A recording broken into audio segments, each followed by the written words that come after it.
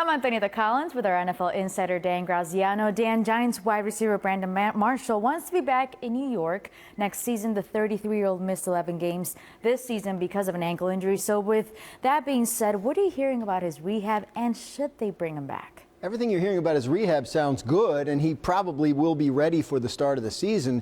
But no, I would not think the Giants should bring this player back. I mean, they're going to save over $5 million against the cap if they cut him. He's 33 years old. And the Giants, you know, they're 2-13 heading into the final game of the season. They are in a rebuild situation with a new general manager who was just hired.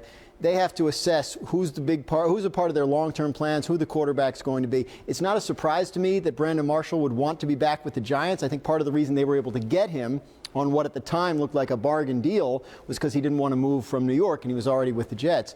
But I don't think he fits what the Giants are going to want to do, which is about finding the young players that are going to form the core of their team long term. So basically you're starting from scratch again. I think they're starting pretty close to I mean, they have Odell Beckham, they have Olivier Vernon, they have some very good players on that team, but most of them are on the younger side as opposed to Marshall, who is toward the end of the career. Our NFL insider Dan Graziano with the very latest on the Giants.